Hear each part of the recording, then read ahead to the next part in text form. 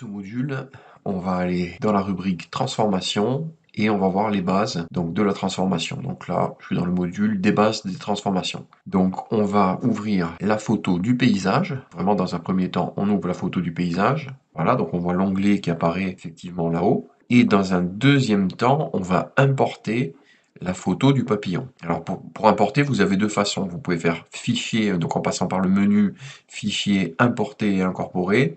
Et là, donc, on va chercher la photo du papillon et on clique sur le bouton emporter. Ou alors, vous pouvez aller dans vos dossiers et on va aller donc dans le dossier des fichiers, des transformations, base, et on va ouvrir par cliquer glisser. Donc ça revient à importer et incorporer la photo, ici l'image du papillon. Alors ce papillon, il a un format particulier qu'on va revoir, c'est le format PNG. C'est un peu comme une image mais qui est transparente.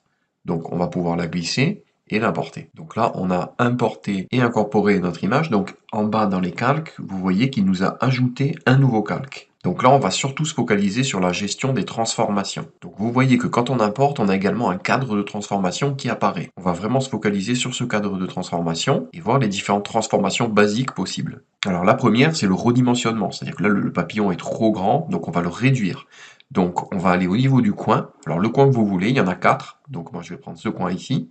Et on va réduire, on va cliquer glisser pour réduire le papillon. Alors vous voyez que ça se fait par rapport au coin opposé.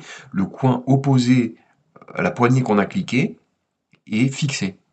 Donc si je prends par exemple le point ici à gauche, le coin en haut à gauche, vous voyez, c'est le point opposé, la poignée opposée qui va être fixée. Donc il faut quand même avoir ça en tête. Voilà, donc on réduit, alors vous voyez qu'automatiquement il conserve les proportions. Naturellement, il y a les proportions qui sont conservées. On peut le vérifier en haut, vous voyez là il y a la largeur et la hauteur, et ici on a une petite chaîne.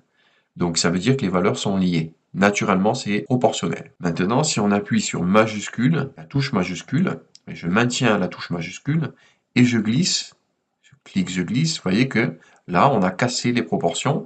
Donc directement sur le cadre, j'appuie sur majuscule, et vous voyez qu'on n'a pas les proportions.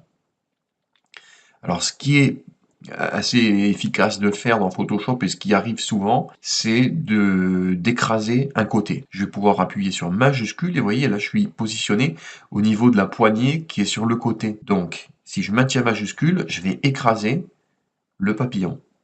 Ça peut donner un effet de perspective et d'écraser. Donc ça peut arriver souvent quand même, qu'on ait à écraser sur un seul côté l'image. Là je peux l'aplatir en allant sur le côté là qui est en haut. Garde majuscule enfoncé. Et vous voyez, j'écrase le papillon. Donc, on peut faire une échelle uniquement verticale ou horizontale, pas forcément proportionnelle, avec la touche majuscule. Alors, si je veux faire une mise à l'échelle par rapport au centre, ça peut arriver de vouloir garder le centre. Ici, je vais maintenir la touche Alt sur PC ou Option sur Mac. Donc, je garde enfoncé la touche Alt. Et vous voyez qu'ici, on garde le centre. Donc si mon papillon est bien positionné au centre et que je veux simplement l'agrandir, soit au centre et l'agrandir, pas perdre le centre parce que vous voyez là si j'agrandis, il va le décaler par rapport au centre. Donc je garde la touche Alt enfoncée et je garde le centre. Alors comme il n'est pas exactement au niveau de la croix, il se décentre un peu mais il se décentre beaucoup moins. Je conserve quand même globalement le papillon au centre. Après, je peux éventuellement cliquer dedans et le déplacer. Quand on clique à l'intérieur du cadre, on peut déplacer l'élément. Alors, quand on fait des mises à l'échelle, vous voyez qu'en haut, il y a des champs numériques. Donc ici, en pourcentage. Donc, surveillez quand même ces valeurs de pourcentage. Il vaut mieux pas dépasser 100%. Alors, on peut aller jusqu'à 120%. Mais si on arrive à 200% d'agrandissement, on va commencer à pixeliser, à perdre en qualité. Donc, des fois, je jette un coup d'œil en haut et je vérifie, voir si on perd pas en qualité. Alors pour faire une rotation, donc là c'est facile aussi, on va aller à l'extérieur du cadre, et vous voyez que quelle que soit ma position à l'extérieur du cadre, au niveau du curseur, ben on va pouvoir cliquer, glisser et bouger. Donc par défaut, il tourne par rapport au centre. Vous voyez, donc on déplace et on tourne par rapport au centre. Et vous voyez qu'il y a un angle ici qui est spécifié. Alors si vous voulez être très précis, vous pouvez aller même en haut ici et puis changer les valeurs. Alors soit un plus, soit un moins, ça dépend le sens dans lequel vous voulez tourner, mais vous pouvez spécifier des valeurs. Alors ça peut être pratique si je veux revenir à 0 degré. Donc là je suis revenu à l'angle initial de mon papillon. Si je maintiens la touche majuscule enfoncée, je vais tourner de 15 degrés en 15 degrés. Donc la touche majuscule, souvent, c'est une touche de contrainte. Donc on va tourner de façon régulière. Pour le papillon, c'est peut-être pas le cas, mais pour certains objets, parfois on peut donner des contraintes d'angle de 90 degrés. Donc on maintient majuscule et on tourne. Voilà, là je suis à moins 90 degrés. Alors au niveau de la rotation, on peut même aller plus loin et spécifier là-haut, vous voyez, il y a une petite coche, si on clique, on a activé la petite coche, donc du coup il y a une cible qui apparaît, et on peut même déplacer, par exemple, par rapport à un point, et donc là la rotation va se faire par rapport au point qu'on a spécifié. Je place mon point ici, on va tourner par rapport à ce coin en haut. Alors, il nous reste les symétries. Donc, les symétries, quand on a le cadre ici qui est activé, on peut faire un clic droit et demander, du coup, symétrie, axe horizontal ou vertical. Donc là, je demande axe horizontal, voilà, et symétrie, axe vertical. Voilà, évidemment, le papillon a la tête à l'envers, donc clic droit, et je peux rétablir axe vertical, voilà, qui vole quand même la tête à l'endroit. Donc là, on a vu les transformations basiques. Alors, ça peut se faire aussi via le menu, donc là-haut, dans Édition. Vous avez transformation manuelle, donc qui permet d'activer le cadre, ça on va le revoir, et là vous avez transformation, donc là où on a les transformations de base, donc l'homothétie, c'est la mise à l'échelle, vous avez la rotation qu'on vient de voir, et les symétries, et même les rotations spécifiques de 90 degrés. Donc on retrouve les transformations qu'on a vues via le menu édition. Nous, on a appliqué directement en cliquant sur le cadre de transformation et les poignées du cadre, ces transformations-là. Et on peut les appeler via le menu édition, transformation. Alors le dernier point important sur les transformations, ça va être justement ce cadre, la validation et le rappel de la transformation. C'est-à-dire que là, par exemple, ici, c'est pas fini, Photoshop attend une validation de la transformation. À chaque fois, Photoshop va demander une validation. Donc pour valider, vous avez la petite coche en haut ici, ou alors, comme c'est indiqué là avec l'infobule, vous pouvez faire la touche Entrée. Donc c'est vous qui décidez. Moi j'utilise souvent la touche Entrée, c'est plus rapide.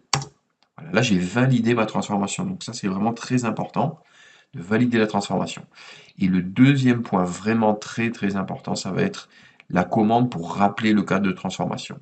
Par exemple, ici, j'ai mon papillon, je me dis, mais là, il est beaucoup trop grand, donc je veux rappeler le cadre. Le cadre était apparu quand on avait importé. Là, on l'a déjà importé, donc il faut rappeler cette fonctionnalité. Donc là, on va faire le raccourci clavier CTRL-T, T comme transformé sur PC, ou commande T sur Macintosh. Et vous voyez que là, du coup, on retrouve le cadre de transformation, et on va pouvoir rapetisser ou ragrandir notre papillon. Et pareil, pour valider, j'appuie sur la touche Entrée. Sinon, vous pouvez passer par le menu Édition et demander Transformation manuelle. Et on retrouve le raccourci clavier, le fameux CTRL-T, commande T sur Mac. Voilà, donc là vous avez les basiques sur les transformations fondamentales.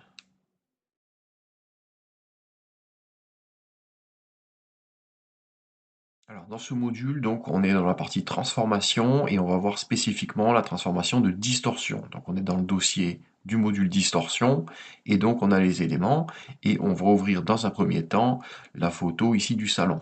Donc j'ouvre ma photo du salon, voilà comme ceci. Donc on a l'onglet qui apparaît en haut, voilà. Et dans un deuxième temps, on va importer l'autre photo, donc on va essayer de caler sur le cadre. Donc il y a deux façons, soit on passe par le menu Fichier, Importer et incorporer, et on récupère la photo, ou alors on va dans les dossiers, et on va demander dans la partie concernée le poster. Donc on va prendre la photo du poster, on va la glisser et l'amener vers notre salon. Alors là, naturellement, donc il y a le cadre de transformation qui apparaît, puisqu'on a importé, et on va la profiter ici pour prendre l'image, on va la prendre par le coin en haut à droite. Et on va ramener ici notre curseur, on va descendre, descendre, histoire de réduire, pour réduire un peu l'image. Donc là, c'est une mise à l'échelle classique, et les proportions sont conservées naturellement. Donc là, on l'a déjà un peu adapté en mise à l'échelle. On va cliquer dedans pour la déplacer. Vous voyez, la recaler, la repositionner un petit peu par-dessus le modèle. Donc ça, c'est la première phase. Ensuite, on va affiner notre transformation avec justement la transformation de distorsion. Donc pour faire une transformation de distorsion, moi ce que j'utilise, c'est le clic droit. Et là, on va demander donc la rubrique ici, la commande distorsion. Voilà, là on a la commande distorsion, et quand on a activé la commande distorsion, on va pouvoir donc venir sur les coins. Il faut vraiment prendre l'image par un coin, et vous voyez que chaque coin se bouge, se déplace individuellement. Donc je prends chaque coin et je les ramène au niveau du coin du cadre. Voilà, comme ceci. Et là, pareil, on va ramener les coins au niveau du cadre. Et là, donc, ici, Photoshop attend une validation ici de notre transformation. Donc on va valider avec Entrée, la touche Entrée du clavier. Voilà, comme ceci. Donc là, on a adapté, grâce à la commande de distorsion de la rubrique transformation, ben, la perspective et les coins de la photo. Donc on les a recalés comme il fallait. Et on a fait donc un ajustement de la perspective de l'image. Alors je reviens en arrière, donc CTRL Z ou commande Z sur Mac. On va réimporter la photo. Vous voyez, alors il y a des variantes ici pour arriver au même résultat. Donc quand on a réduit ici l'image, donc pour faire par exemple la fonctionnalité de distorsion, on peut aller demander le menu là-haut, édition, transformation, et là on retombe sur distorsion. Donc c'était ce qu'on avait par le clic droit. Donc vous vous rappelez, donc clic droit c'est plus rapide, hein, c'est-à-dire qu'on a ici le cadre de transformation, on fait un clic droit, on a la commande distorsion. Donc on peut aussi passer par le menu transformation, distorsion. Bon, évidemment, autant faire le plus rapide. Alors, une autre variante aussi qui peut être intéressante, c'est le raccourci clavier pour accéder à la distorsion en utilisant la touche CTRL. Donc si j'appuie sur CTRL, je garde enfoncé CTRL et je clique sur un coin, alors ça va être CTRL sur PC et commande sur Mac, vous voyez, on va déplacer le point. Pareil, là j'appuie sur CTRL, je garde enfoncé et je déplace. Je garde enfoncé CTRL, je déplace. Je garde enfoncé CTRL, je déplace. Voilà, ça m'évite d'appeler par clic droit distorsion. Et je valide avec Entrée. Voilà, donc là on a vu les différentes variantes de distorsion, et au final on a le même résultat. Alors dans ce module déformation personnalisée, on est dans la partie des transformations, et ici on a deux photos, donc on va donner au drapeau l'effet flottant, et on va le caler vraiment sur le mât. Donc dans un premier temps, on va glisser la photo du mât vers Photoshop. Donc on glisse et on ouvre la photo de notre mât. Et ensuite, on va importer la photo du drapeau, donc par cliquer glisser, ou alors fichier, importer et incorporer. Donc là, je glisse la photo de drapeau vers Photoshop.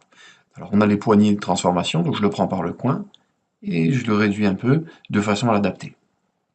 Alors je vais encore un peu le réduire, voilà, comme ceci, et je vais le ramener à ce niveau-là. Voilà le drapeau. Je vais un peu zoomer, Alt molette, et me rapprocher de la photo. Voilà, comme ceci. J'adapte vraiment l'échelle de la photo. Donc quand on est arrivé là, ce qui se passe, c'est qu'on peut faire un clic droit, et là on va pouvoir demander la fonctionnalité de déformation. Donc déformation, vous voyez que du coup le visuel a changé. Ici on a des rectangles, c'est divisé en trois, donc sur les deux côtés, horizontal et vertical. Donc on a comme une grille. Alors de prime abord, ce qui se passe en haut, il faut quand même savoir, donc là on est en mode déformation personnalisée. Donc c'est vraiment le titre ici du module, déformation personnalisée. Donc là, si on clique dans le visuel, vous voyez, je clique sur le carré central, vous voyez qu'ici, voilà ce que ça fait. Donc c'est fait un peu comme une feuille de papier, il faut vraiment le voir comme une feuille de papier qu'on déforme. Donc ça donne l'illusion que le visuel est sur une feuille. Donc là, je clique dedans. Alors là aussi, je clique sur ce rectangle ici. Vous voyez ce qui se passe. Je clique sur ce rectangle ici. Je clique sur ce rectangle-là. Je clique sur ce rectangle. Voilà, donc vous voyez un peu ce qui se passe. Alors après, on a la possibilité d'aller au niveau des coins et de bouger un coin. Donc là, on va aller mettre une ligne d'attache ici. Et là, pareil, on va ramener ce point ici en ligne d'attache. Donc pour faire vraiment comme si c'était attaché en haut en bas. Pareil ici, pour ce coin, on peut un peu le bouger. Vous voyez donc comment ça réagit. Ici, pareil, on peut le bouger. On peut bouger les coins. Autre possibilité, c'est de prendre des poignées et de bouger les poignées. Et ici, j'ai bougé cette poignée. Ici, je vais bouger aussi la poignée, donc ça change un peu la courbure du drapeau. Ici aussi, je peux aller à ce niveau-là et exagérer un petit peu l'angle ici, la courbure ici de notre grille. Voilà, donc normalement, là, c'est suffisant déjà pour donner l'effet comme ça de drapeau. Alors la grille, on peut changer la couleur en allant dans l'engrenage. Vous pouvez changer la couleur ici de la grille. On peut placer la grille ici en rouge, par exemple, ou en noir, comme ça on verra mieux. Alors on voit mieux la grille. Vous avez des options ici. Alors au niveau des options de grille ici, donc par exemple si je me mets en 4x4, vous voyez qu'ici il m'a redivisé la grille. Donc là j'ai beaucoup de points de contrôle. Il m'a rajouté des points de contrôle ici au niveau de ma grille. Donc là je peux faire encore plus d'effets de plis, de drapés, d'effets un peu vraiment comme s'il y avait des plis au niveau du drapeau. Donc ça peut être encore plus réaliste. Vous voyez, on peut même les tourner. Donc là j'imagine vraiment que le drapeau, il flotte. J'essaie d'avoir une grille de surface qui correspond à un drapeau avec des plis et qui flotte. Donc là, il faut essayer de visualiser un peu en 3D le drapeau. Donc cette grille m'aide à visualiser. Vous voyez, on peut rapprocher les points aussi. Donc ça peut être pratique. Donc là, je vais rapprocher certains éléments. Voilà, donc là, j'ai gagné en complexité de grille. Il m'a rajouté des subdivisions. Donc je peux être encore plus précis. Vous voyez qu'on a encore plus de points de contrôle. Là, ça m'a rajouté des points de contrôle ici, des points de contrôle là. J'ai encore subdivisé, quoi. Donc ici, voilà, je peux avoir ce rendu si je valide avec entrée. Donc voilà ce que j'ai. Donc j'ai mon drapeau qui vole au vent. Alors comme j'ai un objet dynamique, hein, quand on importe l'élément, ça devient un objet dynamique. Si on fait CTRL-T et clic droit déformation, on retombe sur le même réglage. Alors là, je suis revenu en arrière. Vous voyez, je fais une grille 3x3, donc j'aurais pu demander une 4x4, comme on a vu, et une 5x5. Vous voyez, il y a de plus en plus de subdivisions.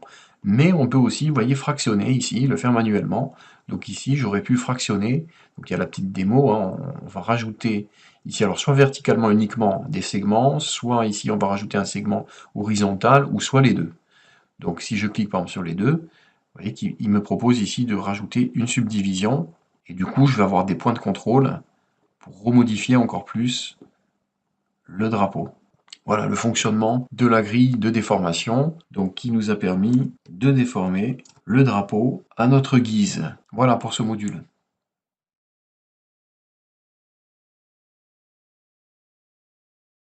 Alors dans ce module, donc toujours sur les transformations, on va aller dans les déformations géométriques, donc le dossier qu'il y a ici, et on va ouvrir le fichier Photoshop donc de la montgolfière. Donc c'est un fichier Photoshop donc avec deux calques, vous allez voir, je vais l'ouvrir en double-cliquant.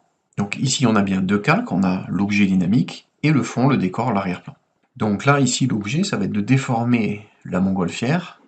Donc on va pouvoir faire CTRL-T, il faut bien vérifier hein, que vous soyez sur le bon calque, CTRL-T ou commande T sur Mac, et clic droit, et on va appeler la commande déformation. Donc là on a vu jusqu'à présent qu'on pouvait directement cliquer ici sur le visuel et déformer la montgolfière de façon libre. Voilà, donc sur n'importe quel objet, le tatouage, un drapeau, une montgolfière, ce que vous voulez.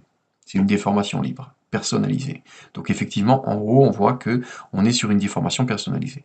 Mais on peut aller plus loin et développer et voir que vous voyez, il y a des déformations prédéfinies. Donc c'est ça que je voulais vous montrer. Donc vous avez par exemple la déformation en arc. Donc l'utilisation, oui, donc là on va remplacer la transformation.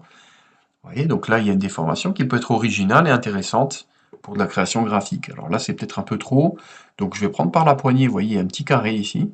On va réduire un peu l'intensité de la déformation.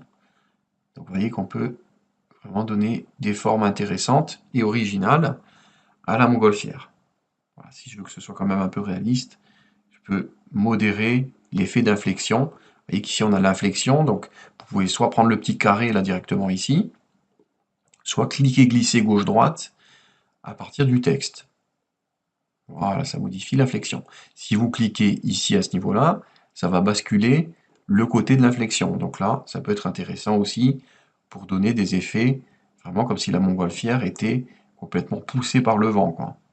Donc on a des déformations très intéressantes et puissantes.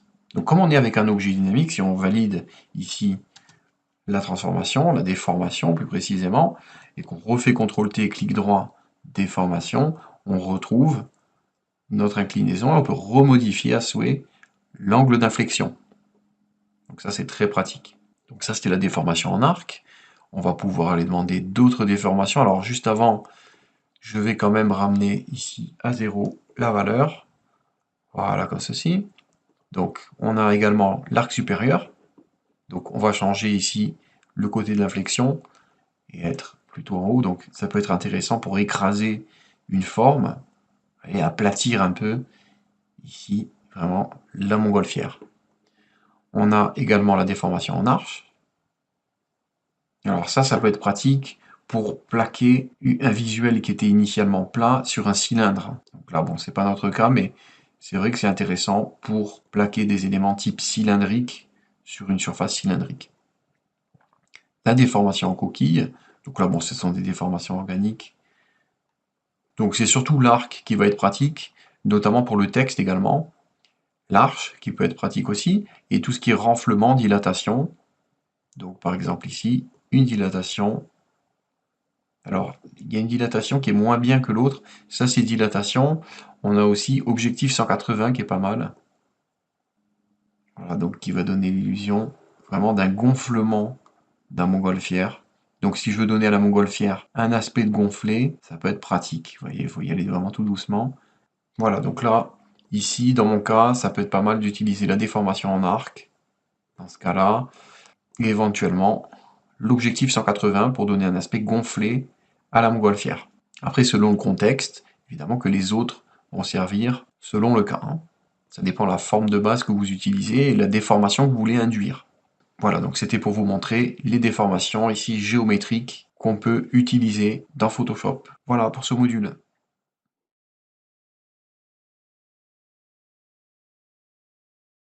Donc, dans ce chapitre transformation, on va se focaliser sur le module déformation de la marionnette.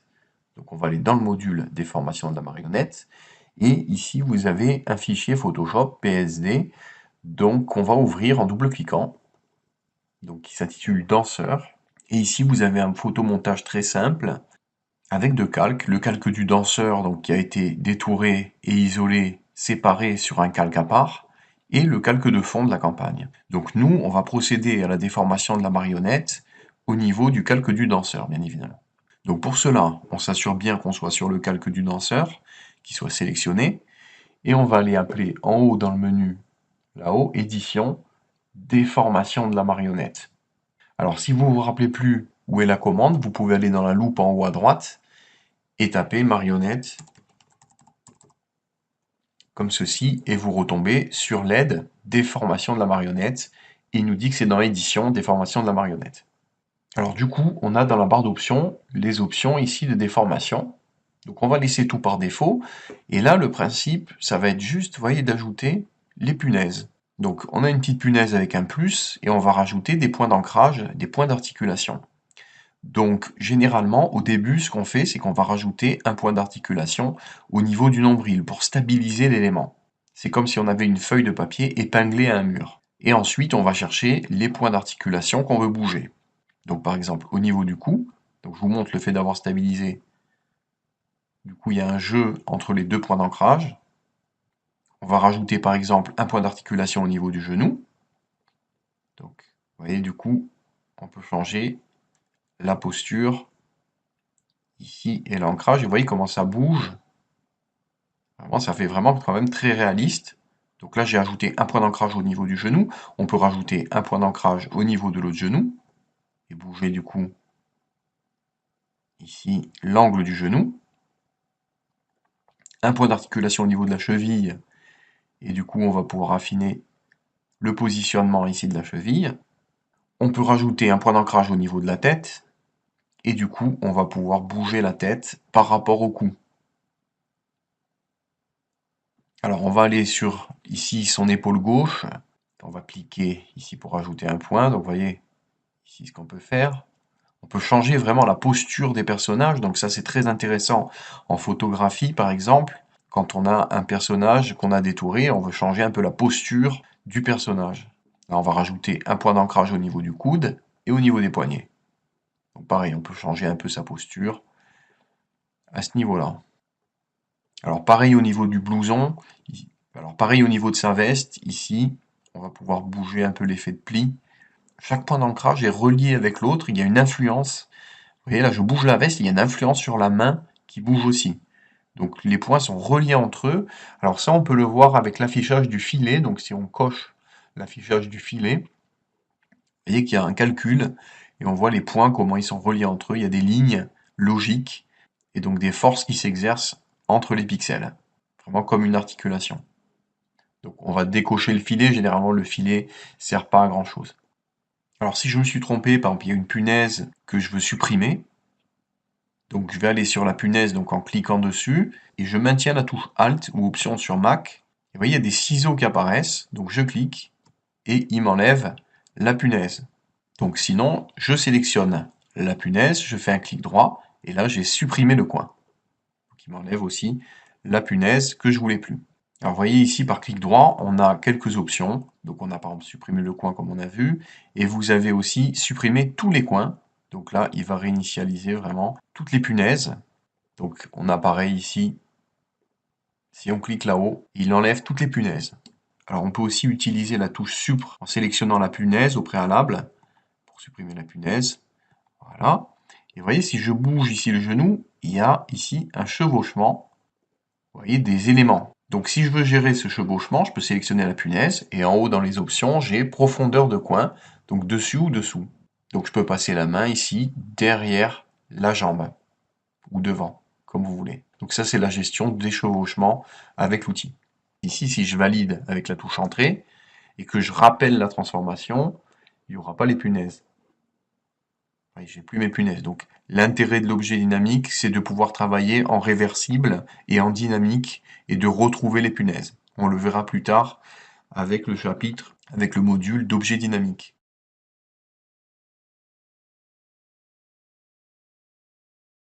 Alors, dans cette partie transformation, on va aller dans le module échelle basée sur le contenu et on va ouvrir la photo de la limousine, donc pour illustrer le concept ici d'échelle basée sur le contenu, le fonctionnement vraiment de cette commande.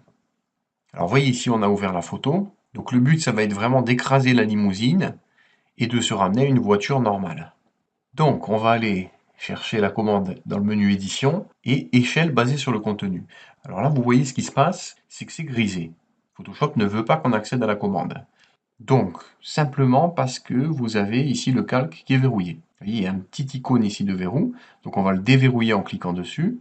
Et du coup, si on retourne dans la commande édition, on va pouvoir accéder à la commande. Échelle basée sur le contenu. Donc quand on demande la commande, vous voyez du coup, il y a un cadre de transformation qui apparaît.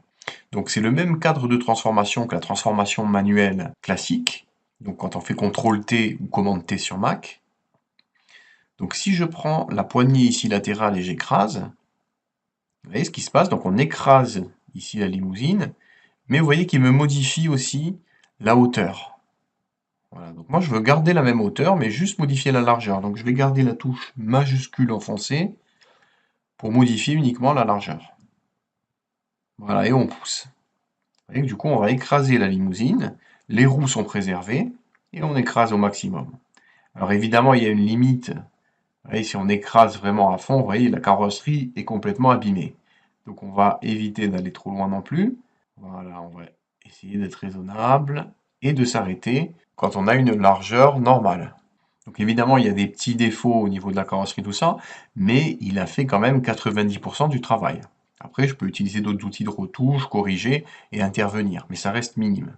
Donc on valide la transformation avec entrée, et ici on va rogner les pixels transparents. Donc on va aller dans le menu Images et on va demander Rognage.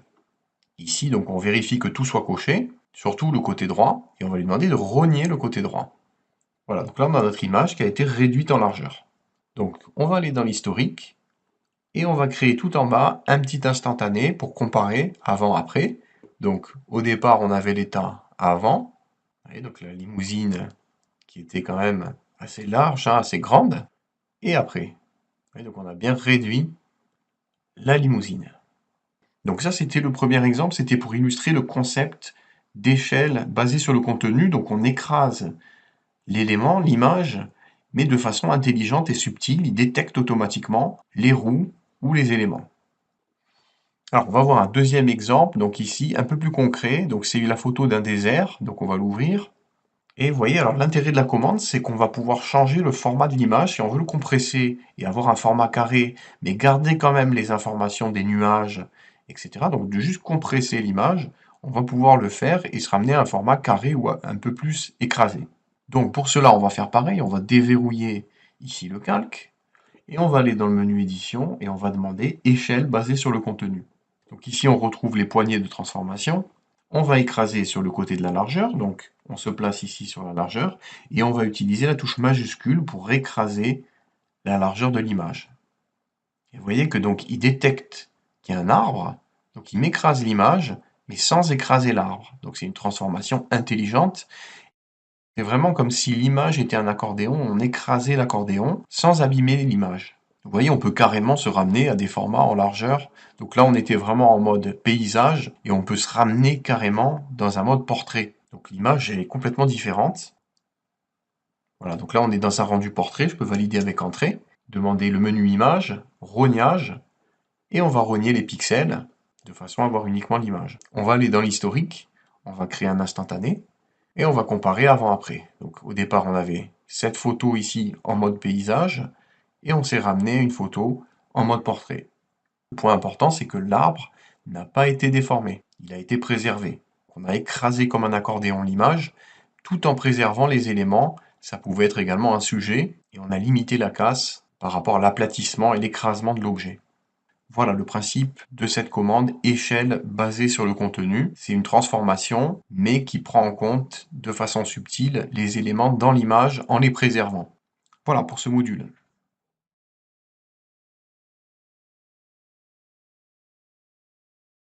Dans ce module ici de la partie transformation, on va aller dans la partie objet dynamique. Et ici, vous avez les sources. Alors, on va illustrer les principes de base et l'intérêt d'un objet dynamique. Donc, je vais ouvrir la photo du paysage par cliquer glisser vers Photoshop. Et on va importer donc la photo ici de la montgolfière. Donc c'est un PNG, c'est une image qui gère la transparence. Donc on va la glisser et la mener vers l'image du paysage. Donc ça revient à importer et incorporer le calque. Voilà, donc automatiquement, ce qui se passe, c'est qu'il m'a créé un calque. Donc là, ici, j'ai les poignées de transformation. Donc vous voyez qu'au départ, il me l'importe à 100% en valeur en haut d'échelle. Donc je peux très bien la réduire un petit peu, l'image, et puis après la replacer ici par rapport à mon visuel. Donc si je valide avec entrée, j'ai validé ma transformation. Et ce qui est important de voir, c'est que ici, vous voyez, au niveau du calque, donc on a une zone ici de la vignette du calque et on voit un petit pictogramme, un petit icône d'objet dynamique. Quand vous importez, à chaque fois, c'est un objet dynamique. Alors c'est un genre de conteneur, un genre de capsule qui protège, qui est protectrice pour l'objet. C'est-à-dire, par exemple, si vous faites une transformation CTRL-T vous commentez sur Mac et vous rapetissez la montgolfière. Donc vous voyez que là je suis à 15% en redimensionnement par rapport à l'original. Donc il a en référence la taille originale. Donc si je fais entrer, vous voyez que j'ai toujours un objet dynamique. Et si je me dis mince, finalement je voulais qu'il soit grand, je veux garder la montgolfière en grande. Donc je refais CTRL-T ou commande T sur Mac. J'agrandis la montgolfière. Et là, ce qui se passe, c'est que vous voyez, il a toujours mémorisé l'image de référence. Donc je suis à 84% par rapport à l'original. On valide avec entrée. Et je n'ai pas perdu en qualité. Donc c'est réversible, il m'a gardé les pixels de l'original. On est sur une manipulation là qu'on vient de faire qui est réversible. C'est pas destructif. Donc ça, déjà, c'est au redimensionnement l'intérêt de l'objet dynamique. Alors pareil, par exemple, si on fait CTRL-T, clic droit, on demande déformation.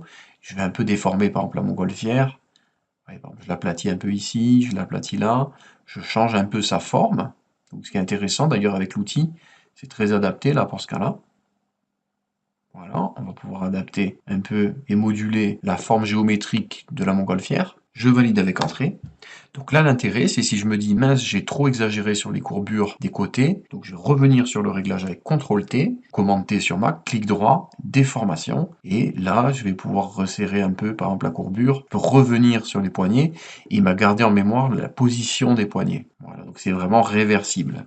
Alors, je vais revenir en arrière, CTRL Z ou commande Z. Donc maintenant, je vais vous montrer ce qui se passe si c'était pas un objet dynamique. Par exemple, si on avait fait un copier-coller d'un document à un autre, on avait dupliqué un calque, on avait fait une sélection, on avait copié-collé, ou fait automatiquement un calque d'après la sélection. On va aller dans les calques, ici, faire un clic droit au niveau du calque de la montgolfière, et on va demander ici pixeliser le calque.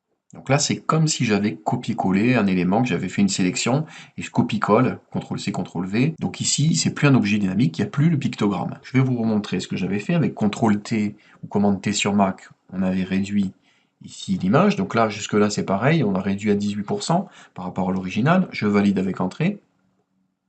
Je vais encore réduire encore plus pour exagérer. Donc je valide avec entrée. Et là, c'est destructif. Comme c'est pas un objet dynamique, c'est destructif. On a perdu tous les pixels extérieurs de l'original.